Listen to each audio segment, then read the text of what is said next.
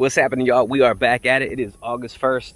It is 9:38, and the last time we were here was like July 28th maybe, and the water temperature was about 94.7 degrees. We had a heat index of 107 degrees, and the main areas that we kind of targeted were ledges and main lake points and where the wind was actually hitting those points. So we were actually fishing the east side of a lake to where the wind was blowing from the west side, and that west wind was blowing up against those banks, and we had really good luck on the lipless crankbait and the jerkbait. But another key location that I was talking about that I really like during the summertime is submerged vegetation. It holds shade, it holds bait fish, forage, anything for the fish to kind of feed up on, and it also holds a lot of oxygen for these fish to where, you know, it's probably a little bit more comfortable for them to be around, especially with the water temperatures and the temperatures being so hot. So in this lake right here, there's actually tons of emerged and submerged vegetation, and the submerged vegetation that we're actually going to target today is off of a main lake point. It's a huge rounded point, but underwater it's a very distinct, strong, sharp point, and it actually looks like the wind is blowing over that point, so it may set up for a really good day. But a lot of the times when I approach the submerged vegetation, and I know exactly where that vegetation is, and if I knew where other vegetation is, I'm going to probably approach it the same way. Before I get all the way up into the vegetation, I'm going to fish several baits on the outside of that vegetation, maybe a chatterbait, a worm, maybe a smaller little square bill, to see if maybe those fish are set up on the outside edges of that vegetation. And if we can't get any kind of bite, especially with it being, you know, almost 10 o'clock, those fish may be up into that vegetation to where we may fish, who knows, you know, maybe fish a topwater bait, a frog, a spook. And if the wind starts to die down just a little bit, I'm probably going to go with something a little bit more subtle, like a frog, or something a little bit more quiet on the top of the water. Maybe even a fluke style bait, walk a fluke on the top of the water. But we're going to try several different things. And, you know, just because we're going out here and targeting submerged vegetation or vegetation in general, doesn't necessarily mean that that's where they're going to be. So I always say in my videos that bass fishing is trial and error. You get out here and you try several different things, and if it's not working, it's obviously an error, to where then you're going to have to adapt and try to do something different to try to catch these fish. So if we don't catch them on or if we don't catch them in the vegetation, then, you know, we might try the main lake points, or try some deeper water that this lake has, and maybe we'll catch some fish trying to do that. Who knows? We may not catch anything today, but that's fishing, you know. So we're going to go out here and try to figure it out. Y'all come along and see what we can do. All right, so we have our bluegill chatterbait, we have our wobblehead with the black worm on it, we have a spinning reel with a small shaky head. What else do we have on here? Oh, and then we have a Texas rig worm, but we don't have the worm on there yet. And then on the other side we have, I like to put my treble hooks type baits on one side and my soft plastics on the other side. But then we have our bluegill colored square bill, bluegill colored lipless crankbait, the one we actually had really good luck last time on. Our jerkbait, I don't know if you can see it under there, right there it is. It's the one that we used the other day that runs about 4 to 5 feet. It's a sexy shad color that is a little bit of ghost. Then we actually have a top water. Typically when I'm going to throw top water, this little ripple right here is perfect. If there wasn't going to be a ripple on the water, I'd probably go to like something a little bit more softer, like a fluke, or maybe even like a frog, especially over vegetation. And there's actually a lot of emerged vegetation, which is vegetation that you can actually see. And a lot of the times when you see that and you actually have deep water access, which this does, it's going to set up pretty good for some top water there too. Now, it doesn't always go as planned, you know. We go in there with a game plan, but sometimes the game plan doesn't work, and you gotta, you know, adapt to what the fish are trying to do. So we're going to go out here and give it a whirl, see what we got. And like I said, we're going to go over there to that point where I know there's some vegetation, and if we see something before that, we might you know, toss a couple baits out there toward things.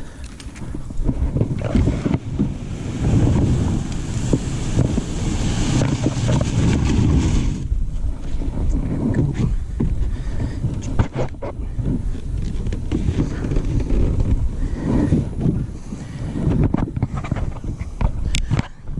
Whew. All right, so our conditions, right now it's about 85 degrees, August 1st. We got a slight wind coming from the west, and we'll have a water temperature reading in a second here. So this is that emerged vegetation, the vegetation that you can see, and we're sitting in about 9 foot of water right here, and we could literally probably underhand toss something to that vegetation. So that's telling you that that's a very steep ledge with some of this vegetation, which could set up really, really good for some shady areas, or even areas where bait fish or bluegill could get up in there. And if there's bait fish or bluegill around, there's definitely going to be some bass around. So let's see what we can go ahead and chuck out. I'm thinking maybe some topwater. I'm really wanting a frog right now, but I'm gonna throw the walking bait for a second first. And like I said, we're going to try to target some submerged vegetation, but this stuff right here looks pretty good right now. And I keep on hearing our depth finder going off, and that's telling us that there's some fish underneath of here. I'm just gonna make some casts and just walk the dog. When you walk the dog, a lot of people think that you have to really pop your rod tip really, really hard. And actually, the softer you pop your rod tip, the better it actually walks, believe it or not.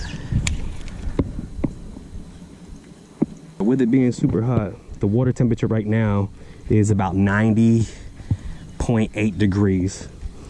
And if I'm looking at the graph right now, I can kind of see that there's some bait fish right here, there's a fish right here, and they're actually kind of suspended over a little bit more shallow than 5 foot, so maybe about 4.5 foot, 4 foot. So we can always target those locations with some different baits, maybe like a small little swim bait, or maybe even a jerk bait or a crankbait that gets down that low, or stays up that high, I guess you can say. So we're out across that point right now. And some people think that the topwater bite is only good like in the morning and later afternoons. I mean, there's been plenty of times I've been out fishing in midday in the summertime, bluebird skies, and catching them on topwater, and very consistently too. I actually have a video of it, and I was catching them on this walking bait, and then it just kind of died off, and I swapped over to a whopper plopper, and I just started destroying them. I mean, it was insane. I was watching a video the other day about topwater fishing, and a lot of the time, I think it was Brian Thrift, he was talking about it and was saying, you know, a lot of the times people will come out here with one topwater bait, and you know, if they don't bite it, then he feels like they think that they're not biting topwater. He said he'll have a spook on, he'll have a wake bait on, he'll have a whopper plopper, a little popper, a frog, and he'll go through that arsenal. And he said a lot of the times, you know, just because they're not biting one of the baits doesn't mean that they're not going to bite something else that you have tied on for topwater. So don't ever be afraid to throw different types of topwater, especially when you're around vegetation. When I'm throwing topwater, I love to throw braided line, anywhere from like 55 to 65 pound braided line. It actually floats a little bit better, and you know, if you're fishing around submerged, or you're fishing around any kind of vegetation, sometimes those fish like to dive back down into that vegetation trying to get that bait out of their mouth. And if you got like fluorocarbon on, or monofilament, they may break you off. And I've had a lot of experience with them breaking me off around some vegetation where I just strictly fish braid now. And a lot of people may have really good luck on fluorocarbon or even monofilament line to where, you know, it doesn't bother them. If you use a higher pound test, you know, it's probably just as good. But a lot of the times fluorocarbon actually sinks, and it actually affects the way your bait moves. So a lot of guys either fish, you know, braided line or the monofilament, because monofilament line floats. And also with braided line, when you set the hook, there's no give, there's no stretch, to where those hooks are going to penetrate immediately. Monofilament's got a lot of stretch to it, to where some guys say they lose a lot of fish from the hook set aspect part. But man, I keep losing fish on monofilament line. It's because the hooks are probably not penetrating with all that stretch, especially if you're making really, really long casts. So like I said, last week when we were here, the wind-blown banks played a huge factor for us, and it was actually a wind-blown point. And we're actually coming up to a wind-blown bank. So it's actually right here off to our left-hand side. We've actually hung into some really good fish on this bank right here. I'm not sure if you guys follow Lojo Fishing or not. He's huge on YouTube, but we actually came out here together and fished one time, and he caught 2 10-pounders, or 2 bass that were over 10 pounds. We didn't have our scales, we just kind of guesstimated them, but he caught one of them over here, and he actually caught the other one where we actually kind of put in toward the end of the day on a swim bait. And I wasn't sure if he was going to catch him on swim baits, because I never caught him on swim baits before here. And it's just a small little boot tail. I think it was called the Big Easy, and he had it on a swim bait hook, and you know, it looked really natural. It was green pumpkin. Might have had a little bit of chartreuse or something in it, I forget, with some like flake. But man, when those fish bit, it was, I mean, it was literally turning the boat. It was insane. But we had a really good time. And it was actually during the summer, around this time now. I think it might have been in July, actually, later July. It may have been June, I don't really remember, but it was in the summertime, I know that. And he's a really cool guy. If you guys have an opportunity to go check out his channel, if you guys watch this channel, I mean, he's got some really good stuff. Really good stuff.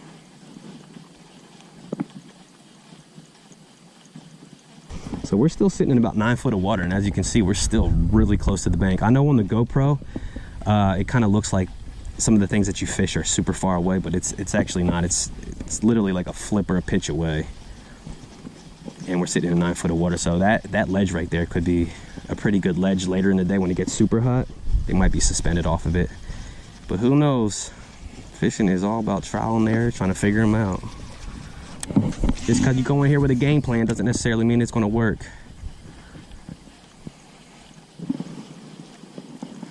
Alright, so I'm actually going to try to stay out here a little bit. I'm going to put this top water bait up. I'm going to throw that lipless crankbait. I'm going to fan cast this bank right here. This bank actually goes obviously really shallow, and then it's actually got to drop off into this deeper water where we are here. And it's a minor slope, but like I said, with the wind blowing to it, it could be really good. So one bait that I absolutely love to fish is a lipless crankbait.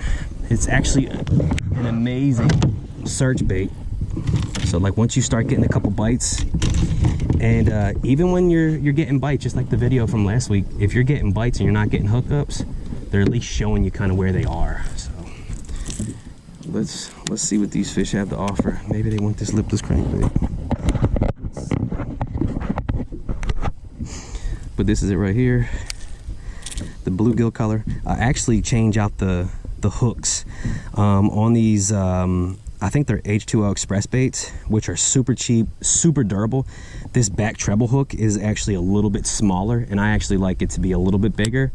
And then it's that EWG style hook, to where it may be able to hold on to those fish a little bit better.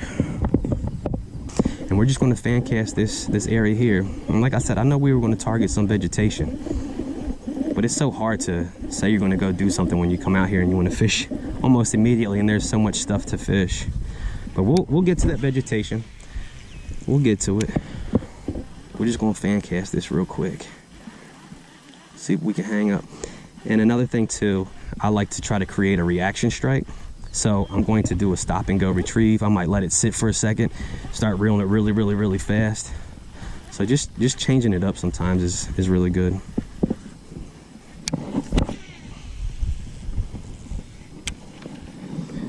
Let it sink just a little bit if you have to sometimes. Just change the depth that you're fishing it.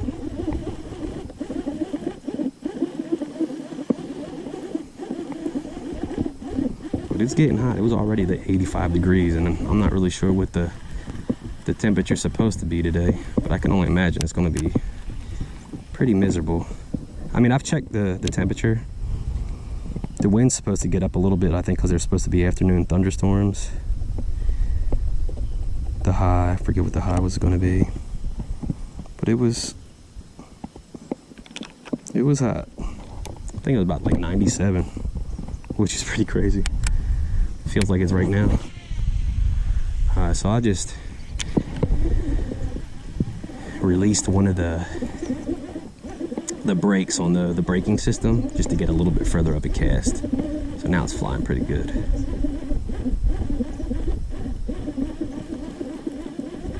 And if these fish ain't out, oh, I did just get smoked. I got smoked. So that was cool. Now, the last time we had that happen to us, I got smoked like that 3 times in a row, and I went straight to that jerkbait, and we were catching them. So if that happens some more without catching them, you know what we're swapping to.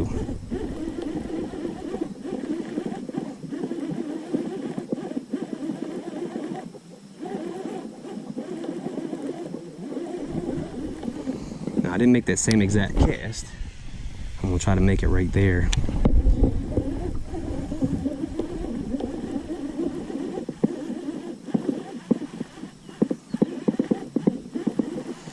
And if I feel like I'm getting into some vegetation, which I feel like I'm running into something, I might can go to the chatterbait.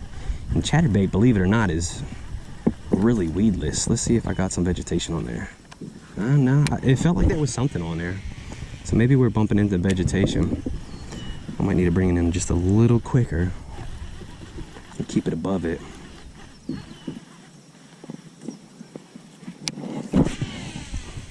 Throw it out just a tad bit deeper.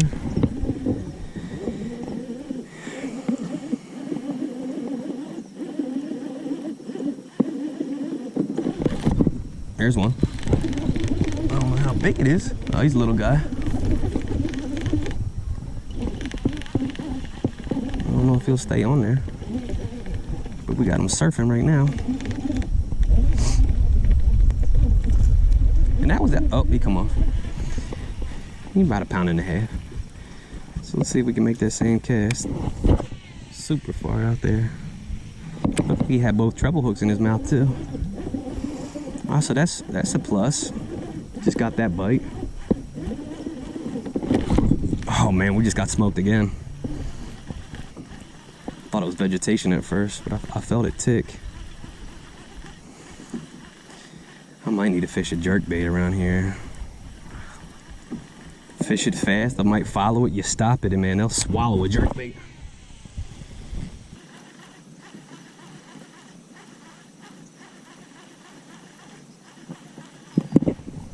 All right, let's put this up real quick, and let's go ahead and try the jerkbait for a little bit.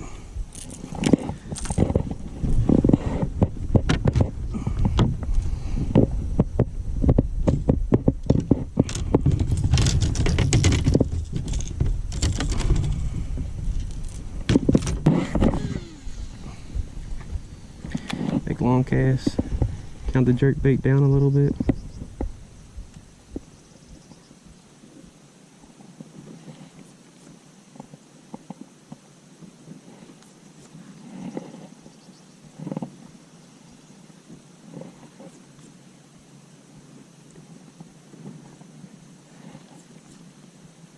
So we're going to move here in a second.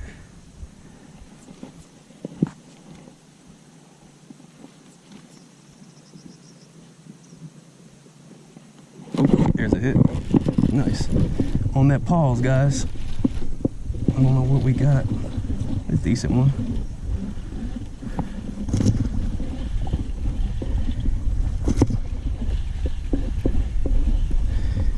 He gonna get us on the board.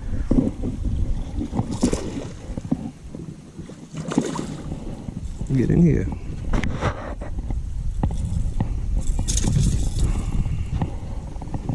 All right, so saw on the paws.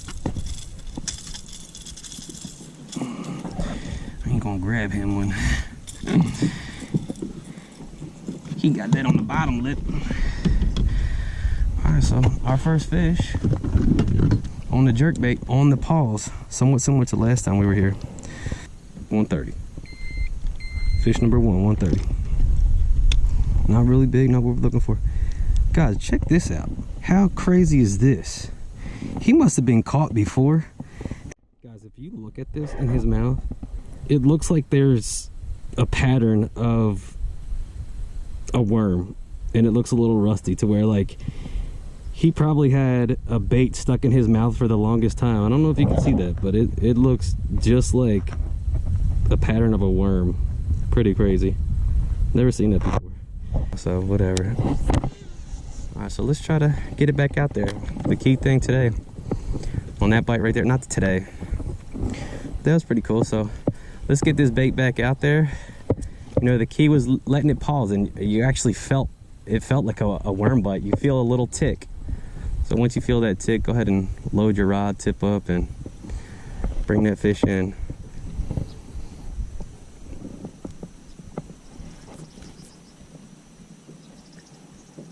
And that's exactly what happened to us last week. We were kind of fishing the jerkbait fairly slow. We'd get it down to depth really quick. I don't know what we have on. Maybe being on the bottom or something. Some vegetation. No, we might have just hit the bottom. Or did we find vegetation? Looks like we found a little bit of it. And a lot of the times, guys, too. Oh yeah, it was here. So the greener the vegetation, the better. Obviously the green is going to hold more oxygen. You come out here and you see a dead tree, it's not going to produce any oxygen, right? So the trees that produce oxygen are going to be the green trees, the ones that have the leaves and stuff on it. Same with fishing and vegetation. The green stuff is going to hold the oxygen.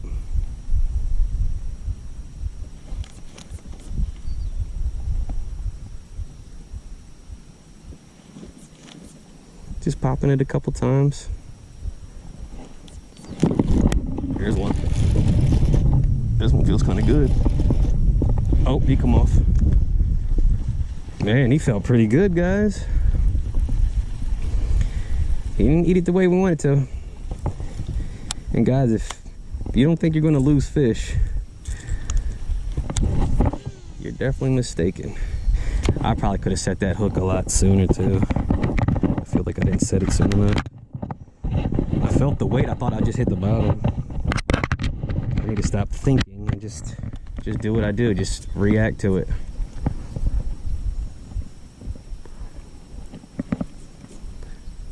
Another thing too, if you're new to jerkbait fishing, watch your fishing line.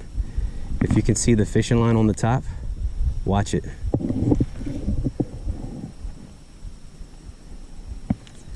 You'll see it twitch, especially if you have it slack lined.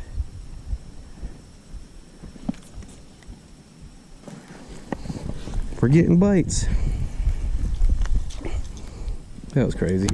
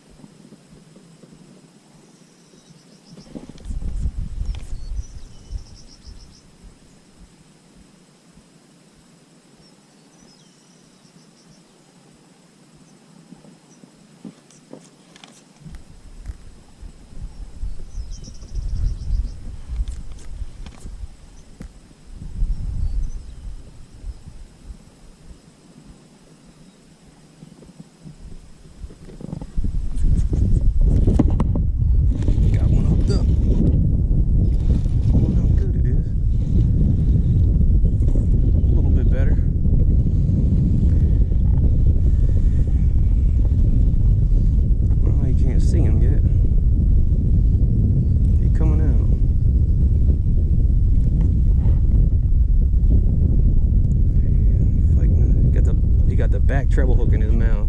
So that just tells you that they're not really wanting it. They're just kind of chasing it and pecking it.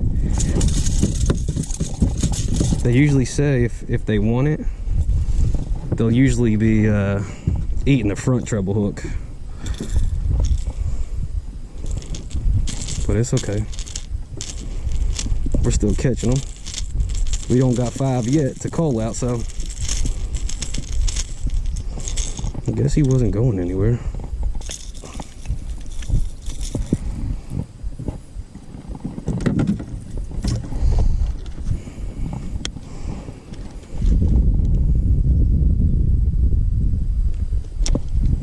Let's see what we got.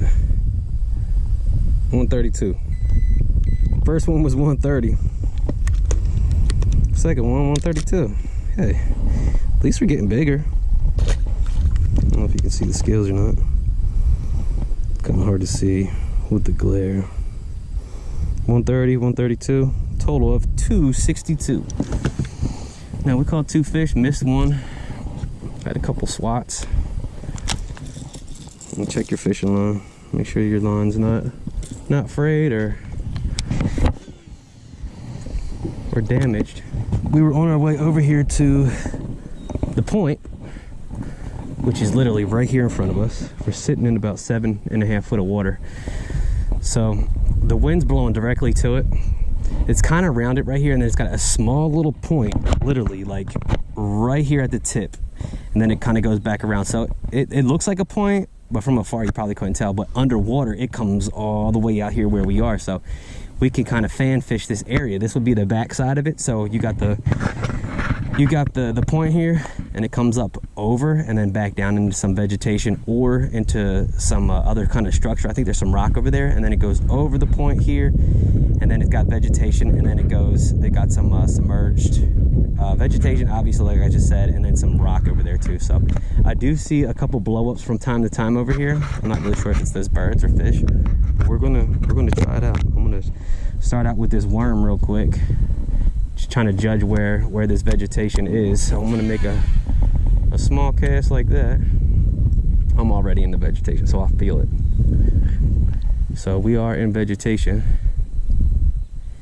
and I'm just gonna let it work its way through that vegetation. Oh, I already got something on it. Something was already pecking the mess out of it, which is cool. Didn't stick to it. Like I said, when you find submerged vegetation, there could be bluegill, it could be you know, bait fish, and they could peck on your bait too. So just gotta swing when you can, I guess. When you approach vegetation and you know there's vegetation here, you want to fish the outsides of the vegetation first before you kind of dive into the vegetation, because you may not have to go all the way into the vegetation to catch them, obviously. And you can use that by using small little surge baits. Square bills are pretty good. A chatterbait is awesome around submerged vegetation. There was a little pop-up right there. Another thing too, if you keep on getting a lot of vegetation like we are, downsize your weight. And if you have to, go weightless. It'll sit right up on top of that vegetation.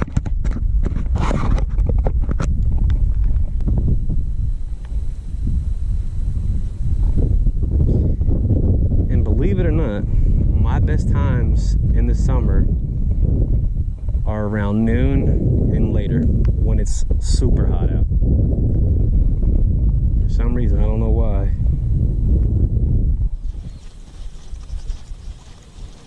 It don't seem like this is what they want. I'm pretty sure if they were up here shallow, you know, with how loud this is, they would hunt it and they would come and get it.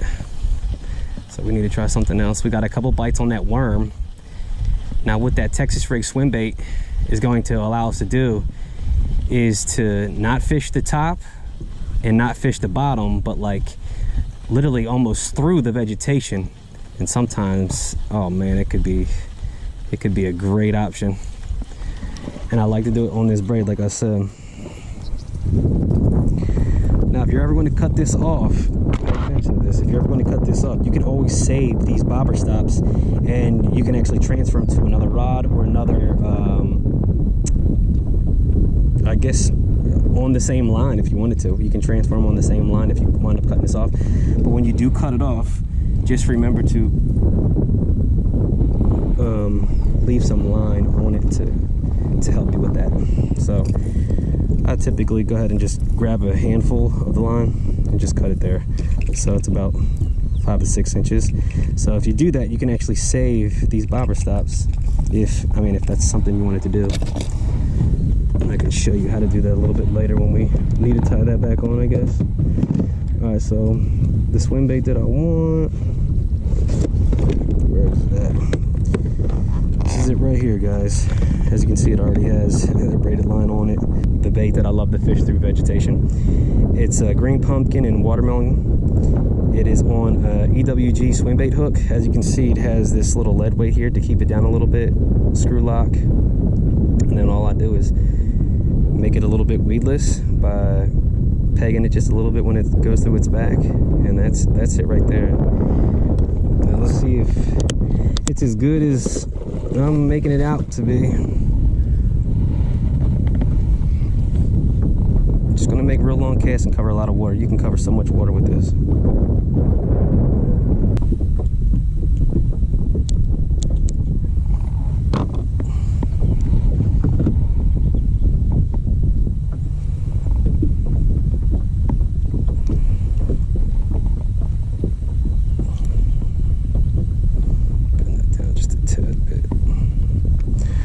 Let's see what we got here, guys. So that's it. Let's see what we can do. It's usually a dominant bait, so let's make a bomb. And I'm just gonna fish it fairly quick. You want to feel the vegetation. If you feel the vegetation, you're in the right spot.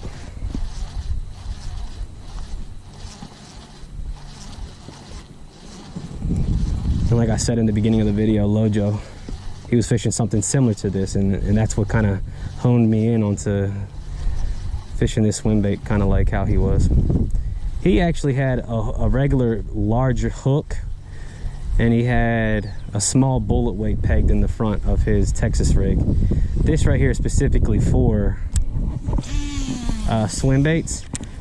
And now his rig, what it allowed him to do with that little lead bullet weight on, it allowed it to come through the vegetation just a little bit better.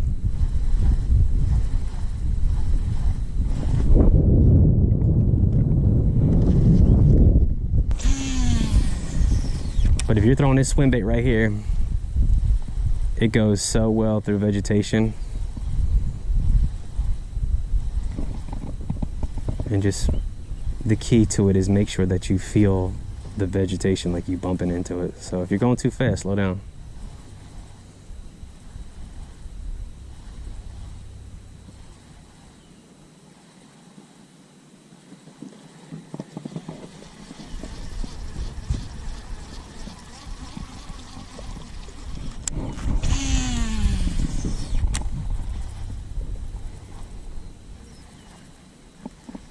So I'm feeling some good vegetation there.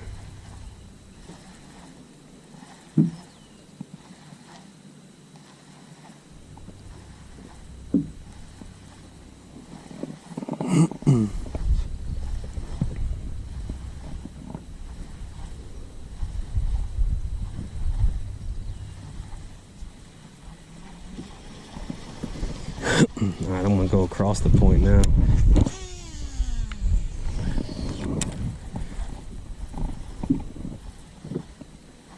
Man, I'm going through a lot of vegetation right there.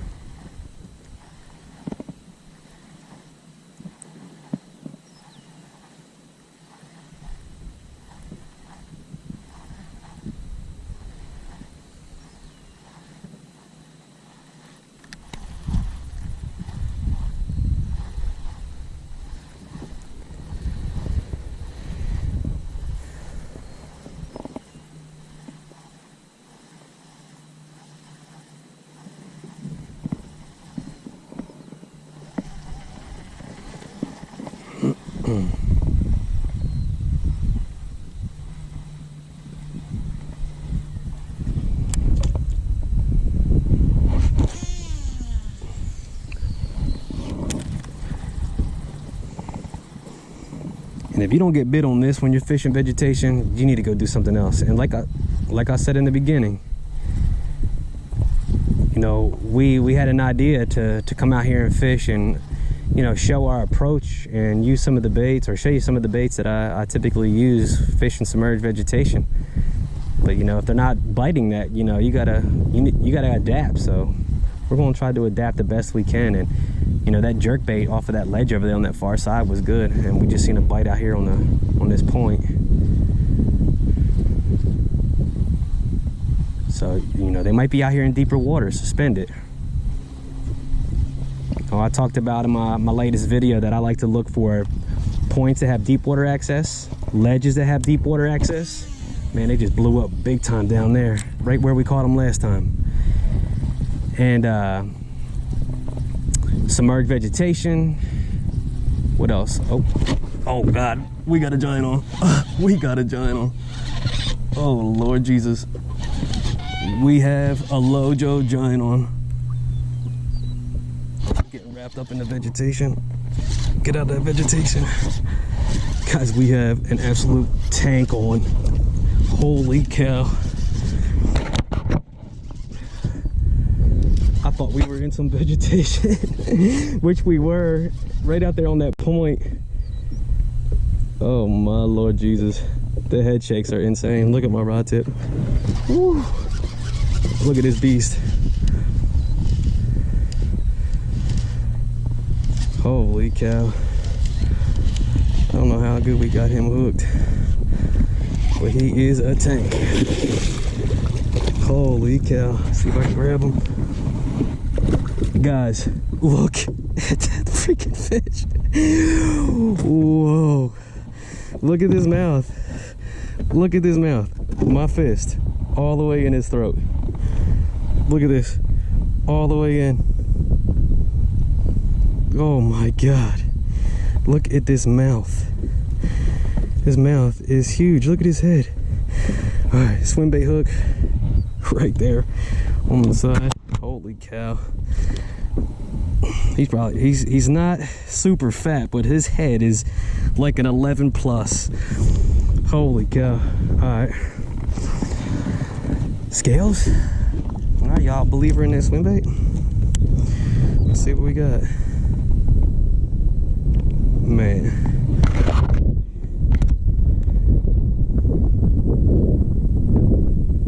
$8.42. Holy cow. Guys, look at the mouth on this thing. Look at that. The mouth is so huge. I can literally fit my whole hand in his mouth. Ouch. Sharp teeth. All right, let's take a picture. Look at this thing. Holy cow. That's exciting. This freaking mouth is insane. Go. What a tank. Man. Whew. All right, guys. We were sitting here, as you can see the points right here. I don't know if you know that or not, but the points right here, it comes out really far right here. It's covered with vegetation. Vegetation here, it's got a long edge right there. And we're fishing this area with some top water, fishing it with that swim bait. Sorry, I'm all jacked up. And we saw a swirl. There's another swirl. Look like a turtle. And we saw a swirl. There's another swirl. I see another big swirl right out there. Right out there where we just caught that one. It's actually like the tip of that point. And we threw that bait out there. I was kind of going through some vegetation. And sure enough, guys, we just landed a giant Reaction Innovations skinny dipper. It's the Dirty Sanchez color. It's kind of like the two-tone.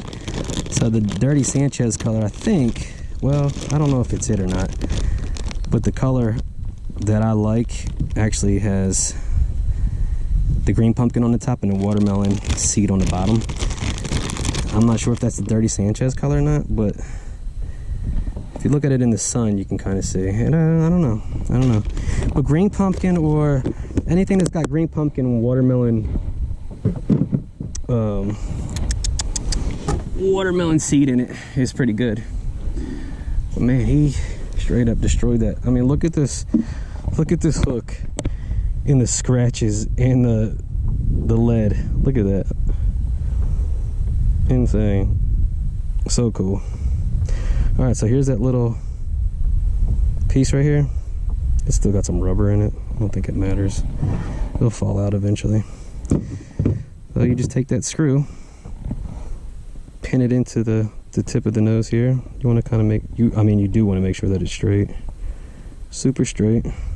As you can see, as I'm feeding this, it's pushing that piece out. All right, so I go all the way to the tip, make sure it's facing the right direction, line it up, put it on its back. It's about right there where my thumb is. It's got like a little groove in it. Put it right through the middle, slide it up just like that, and then you can Texpose it. Just put it in just a tad bit, and there it is, guys. Where do you think we're going to cast? Right back out there at the edge of that point. Holy smokes, guys, that big joker was pulling drag. All right, so slow winding it. I want to get to the edge of that point to where that vegetation is, and man, he literally inhaled that. His head was so big.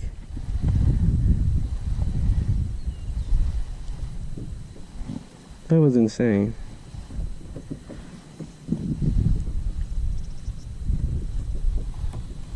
I'm coming through some good vegetation right there. But now, I don't know if you noticed this or not, but when we had him hooked, I had to pull my rod tip up and literally pull him out of that vegetation. And that's one of the key reasons why when I fish vegetation, I use braided line. You know, if I would have had fluorocarbon on or something else, I mean, the chances of you losing that fish are way higher. So I always stick to braided line, baby. Guys, I wasn't sure what we had on. That thing was a tank. His head was probably one of the biggest heads I've ever caught on a bass. And I've caught some big bass. I've caught plenty of 10-pounders. I caught 2 11-pounders, and their heads weren't even that big.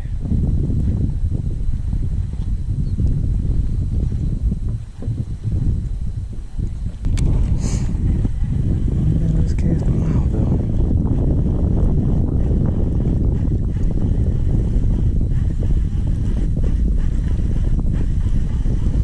All right, so since we're, again, where a lot of submerged vegetation is, we're going to pick up either the chatterbait or that swimbait, and we're going to try to do a couple things over here. As you can see, we got some more. Now this is kind of dead, but the stuff that we threw over there was alive. Let's try the chatterbait. And like I said, I know it's rigged up on a rod that is not ideal for a chatterbait. And what I mean by that is it's on a medium heavy powered rod. And I've lost a lot of fish on that setup just because the rod flexibility is too strong.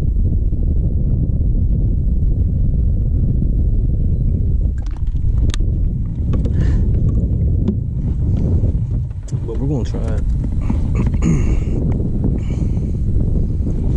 I'm gonna come back out here a little bit.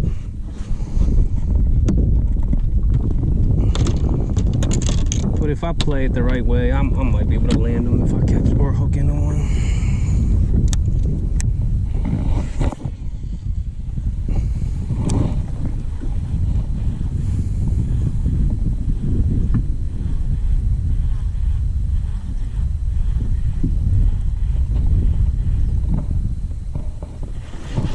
There's one. He's pretty good.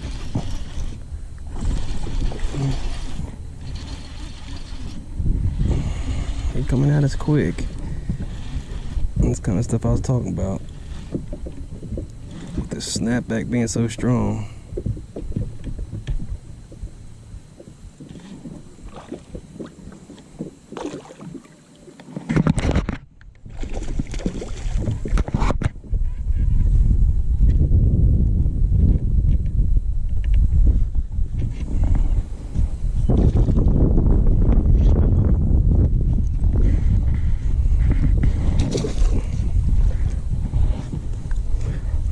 Up on the top, so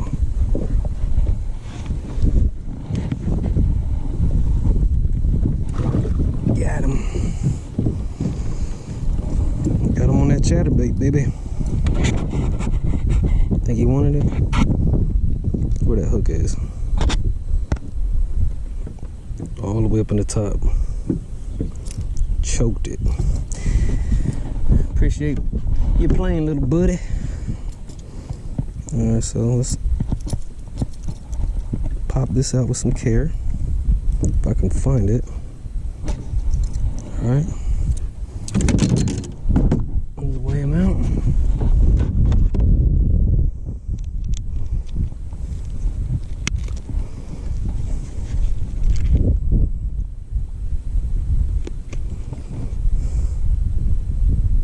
$376. Fish number 4. Hope y'all can see that. Pretty fish too. I actually stopped the chatterbait and I was letting it sink, and he came and got it. Not bad. Not bad. Thanks for playing, buddy.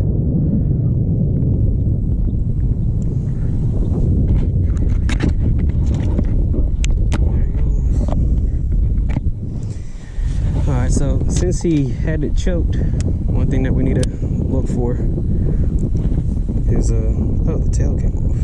Maybe that's why it's been acting funny. He had it choked, so you want to feel your line for abrasions.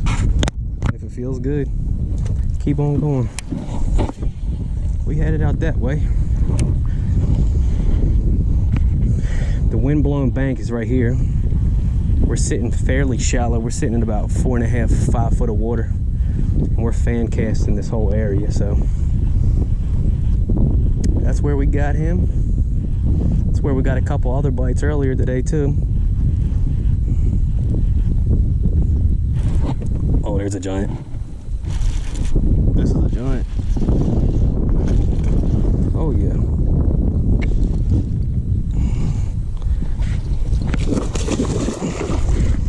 Oh yeah. Come back up here, boy. Oh. Come here, come here, come here. Come here, come here, come here. Got him. Woo. Look at that joker. Look how he ate it too. Just like he was supposed to. Look at the mouth on him. He got a giant mouth too. Y'all can't see that. Right on the top of his mouth. Again. Right there. Okay. We might be at a good spot right here. Like, she kind of just recently spawned out. Look. You can kind of see like her tummy kind of looks like it used to be fat. And then this is kind of like sore and red, and then it looks like she might even still have some in there. Who knows? That's a good one right there, boys. Let's go ahead and take a picture of her. So the chatterbait's coming into play, which is a wonderful bait for vegetation areas.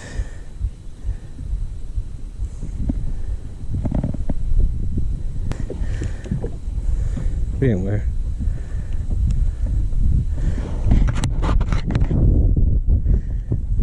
.606. 606. Fish number 5 right here. I don't know if you can see it. 606. Total is 2087 with 5 fish. 2087. I'll see you later, girl.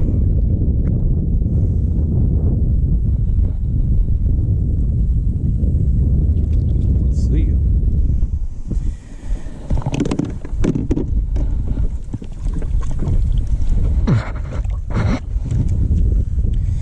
Alright. So I don't know if you can see this, but the wind's coming from the west. We're sitting on this east bank. We're not all the way up at the bank.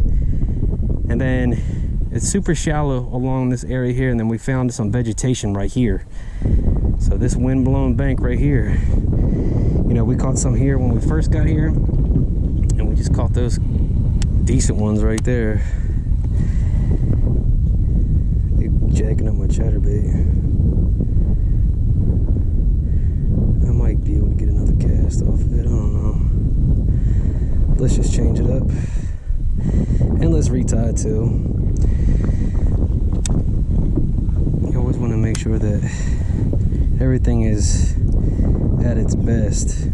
Now I don't feel any kind of abrasions on the line, but that doesn't mean it's not weak from the pulling and the tugging and stuff. So let's go ahead and take a couple feet off. I usually like to take a couple feet. Alright, drop that, put the rest of the line in the boat.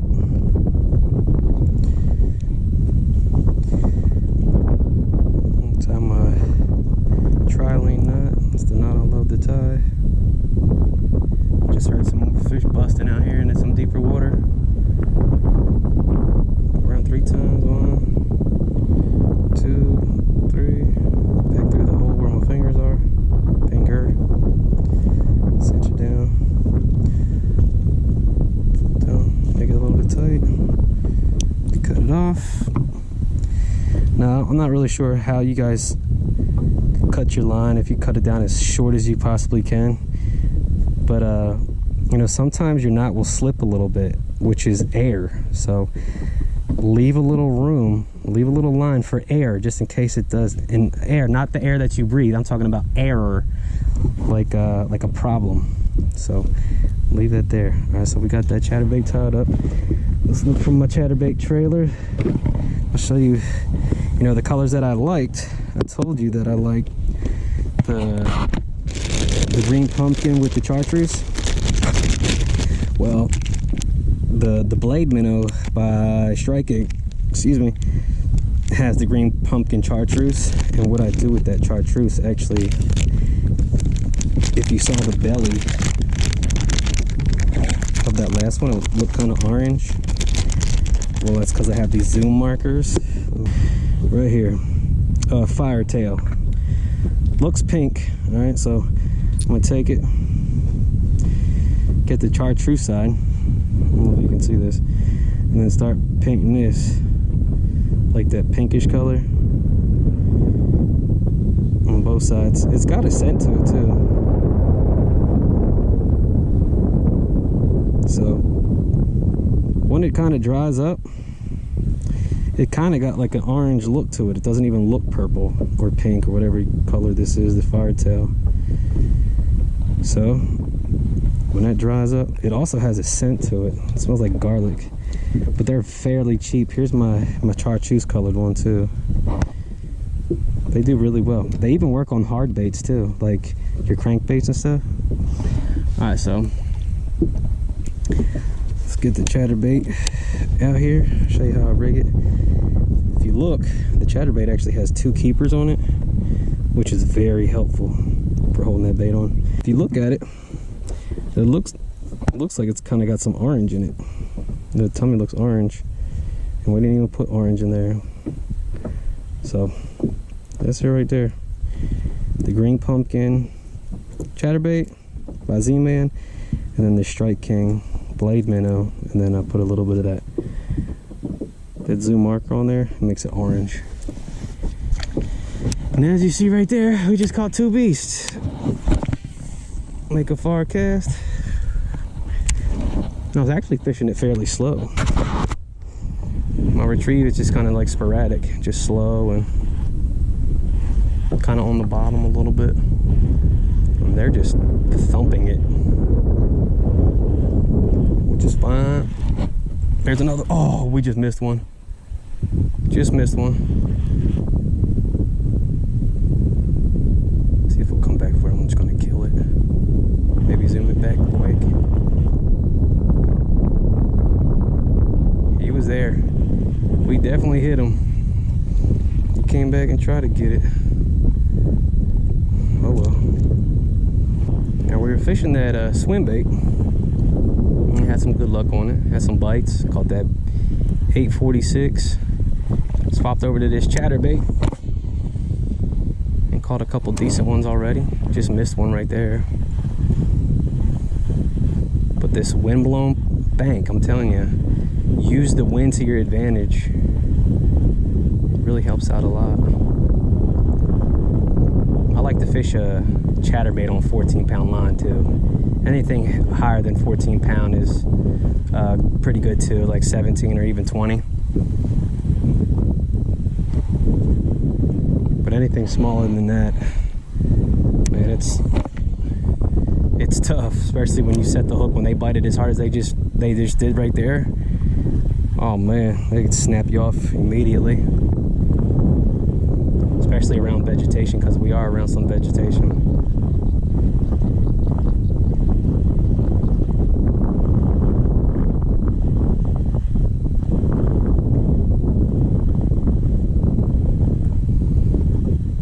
Some of y'all are probably having a question like, what if, you know, it's not windy? What are you going to try to do? Well, if it's not windy, you know, I want to try all these key locations.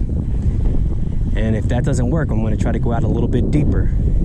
And don't be afraid to, you know, come back to these locations. Just like you saw earlier, we were, you know, we started down that bank and then we ended up over here, caught a couple fish, and then we moved. And now we're back, and then we caught a couple more good ones. So, you know, just because you're not catching them in that vegetation at that time doesn't mean that they won't be there eventually. A lot of the guys talk about, you know, when to leave a spot and how many spots you should be going to within a tournament and stuff like that. These guys, you know, sometimes they come back empty on fuel because how much they ran around. So, you know, moving around is very key. You know, if you're not catching them on one spot, hurry up and move. And the maximum amount of casts I think Kevin Van Dam and a lot of the Elite Series guys talk about is, you know, about 10 to 15 casts, changing the bait up a little bit, and then getting out of there. Don't sit here and try to milk a spot if you're not getting bit. You know, come back to it within, you know, the next 20 minutes or the next 30 minutes. Give it some time to kind of take a break.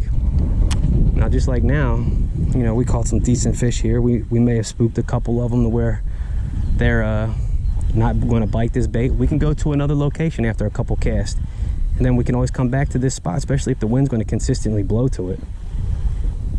Don't be afraid to leave a spot. There have been times, you know, I've been catching them on a chatterbait, and then I go to another spot and I'm like, well, this spot looks really good for, you know, a spinnerbait or a square bill. And people are like, why would you put that chatterbait down? I'm like, well, because sometimes, you know, when you're out here fishing a lot, you fish certain conditions, you fish certain structure, and when you see those things, especially if you had success, you know, for example, me fishing that little swim bait around vegetation, you know, I've had really good luck doing that. So when I see vegetation, I'm going to fish it. If I see a laydown, and you know, I'm used to flipping a jig by it, if I see one, even though it's not that time of the year for it, I'm still going to go ahead and try it because it's something that I've done in the past, and you know, there could be a fish staged up on that location.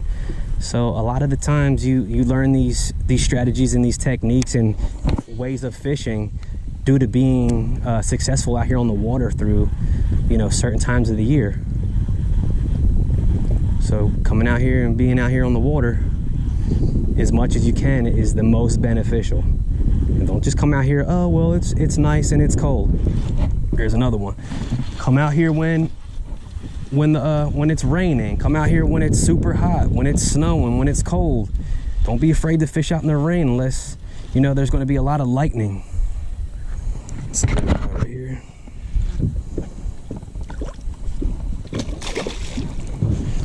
But he gonna coal up. I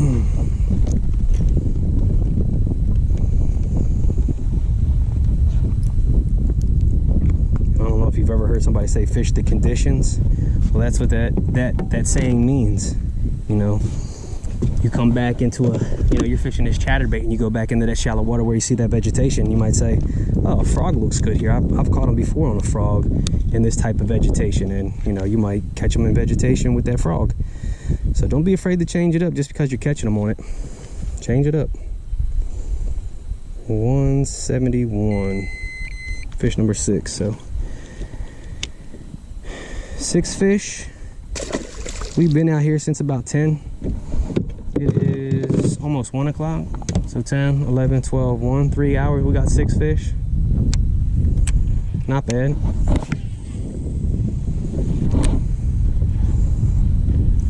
Just got that other bite right there.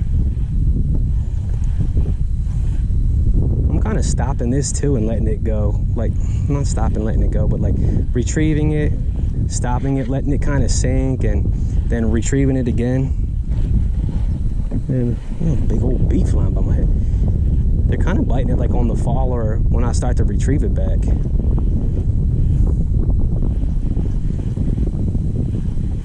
It's kind of weird. Typically, you move this bait, consistently with a little stop and go retrieve, but there's never a wrong or right way to fish something. You just keep on fishing until the fish like it, and whatever retrieve you've been doing, stick to it.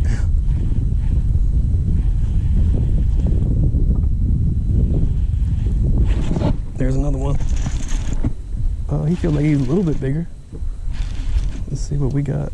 He does feel a little bit bigger.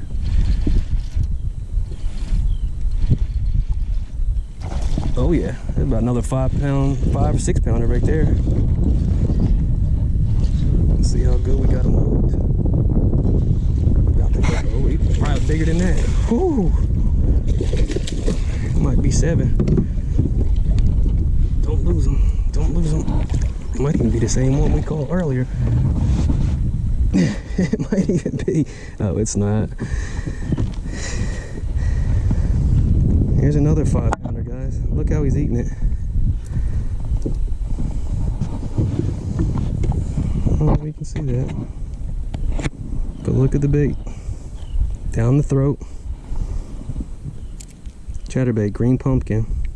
A lot of your vegetation type lakes, vegetation type ponds, the main forage is going to be bluegill for some reason. It's a very good location for bluegill to hide, spawn, all that good stuff.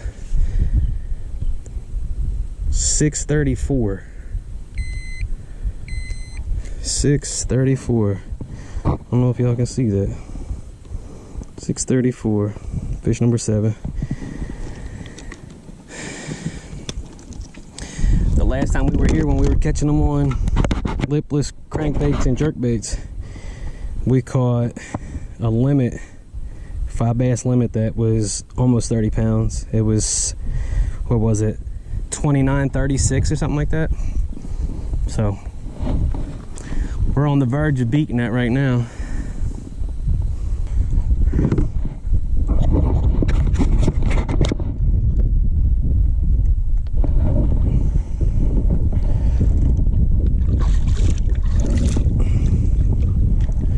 Look at that big old wake right there. That was huge.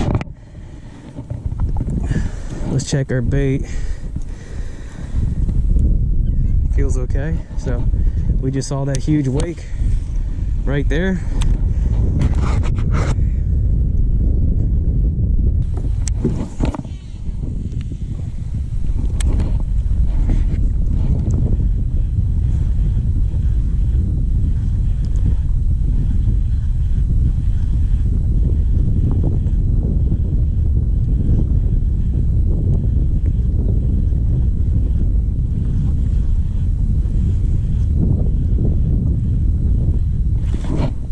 Man, it's a giant. It's another giant. Well, about 3+. He just was swimming away from us. He coming at the boat 100 miles an hour now.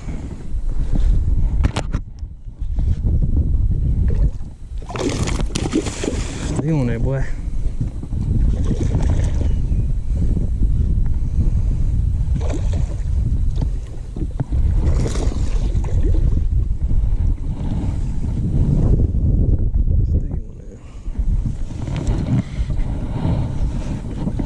Got him. Look how dark he is.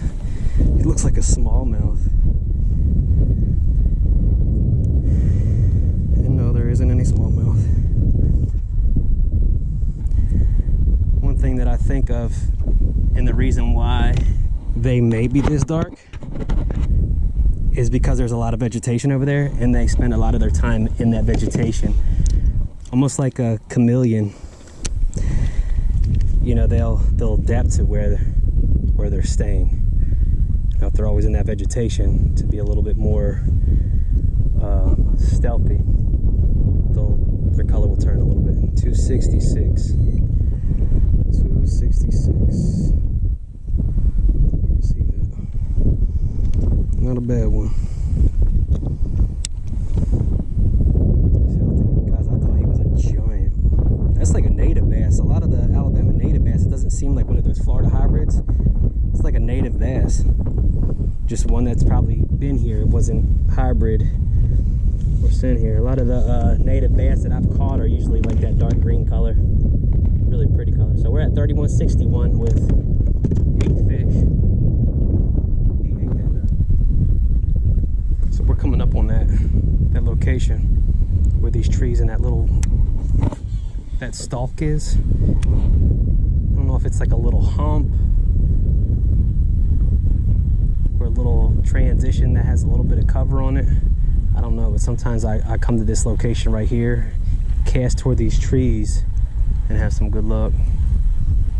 Not always, but I mean, sometimes I do.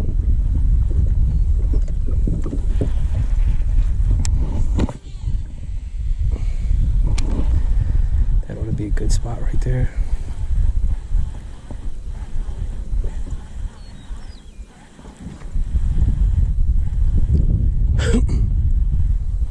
Come on now.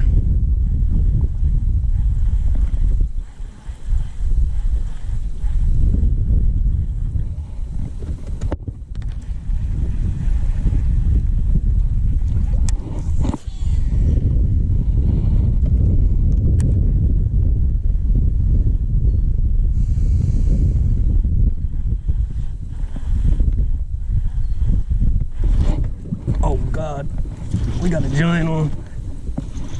Holy God. Oh my God. Guys, this is a giant. Holy cow. He is pulling as hard as I don't even know what to. Wow. I thought I was hung up.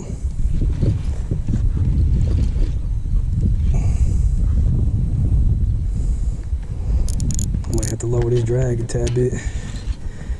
This is a giant.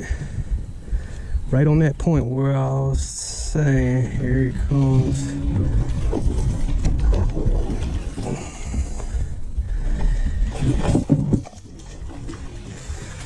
He got it. Oh, he come off.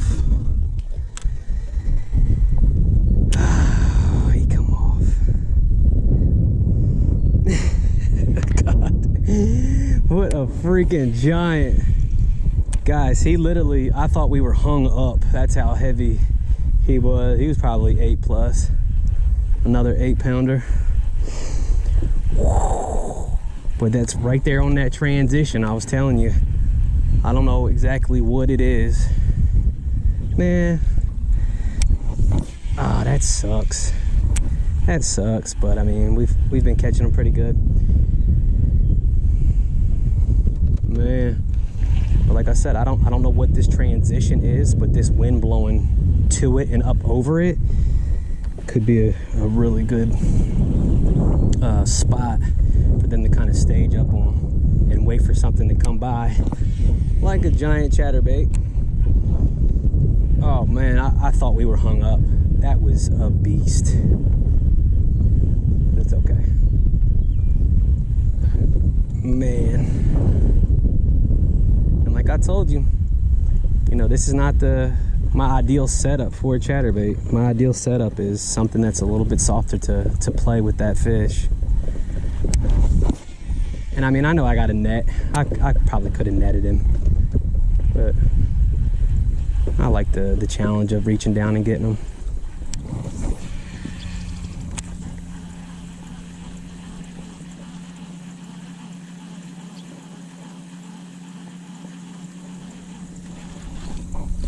Here's one.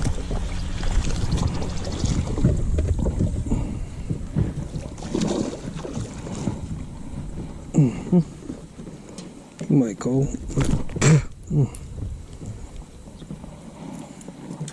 Another one on that chatterbait. I doubt he'll make the cut, but let's just see.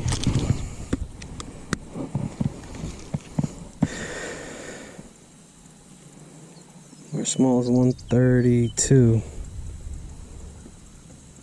Okay. 143. Gave us a couple extra ounces right there. You look really healthy too. Nothing weird. Sharp teeth. See you, little guy. Thanks for playing. So there you have it, guys. Super hot out today. I don't even know what the temperature is today, but I know the water temperature is about 94.5, which is super hard. We came out here today trying to do a video today on submerged vegetation. We fished around a lot of submerged vegetation, and like I said in the beginning, you know, that may be our goal, but that may not be what is going to be working for us today. And it really wasn't. Actually, what was working was wind-blown banks, and some of those wind-blown banks that we were targeting actually had vegetation in them. Like if we were throwing the lipless crankbait, we were bringing back some of that vegetation. If we were throwing a bigger Texas rig worm, we were bringing vegetation back. We swapped over to the jerkbait. We caught a couple on the jerkbait, nothing huge, and then we swapped over to the chatterbait, which is very weedless at that. So every once in a while you'll bring back some vegetation, but you can literally fish a chatterbait through vegetation, which is one of my favorite baits to throw. That's exactly why I had it tied on today. And as you saw, we had some very tough times bringing in some really key fish, and it was because I didn't have the chatterbait tied on the correct rod. And you know, I knew that from the beginning. We landed some quality fish on that rod setup, which was a medium heavy powered rod. We typically like to throw a medium powered rod. It's got a lot of flex, a lot of give to it, to where those fish, when they jump out of the water, that bait doesn't really come flinging out of the mouth. It actually kind of bows with the head shakes. But anyway, that chatterbait was key. The wind blown banks, the wind was coming from the west. We were on the east side bank where it was very shallow and it kind of tapered off. It didn't have a really big drop to it, and it did have some submerged vegetation on it. And they were our key locations today. We caught some quality fish today. We actually lost some really good fish. And, you know, that's all, you know, the name of the game. You're not going to come out here and catch them all.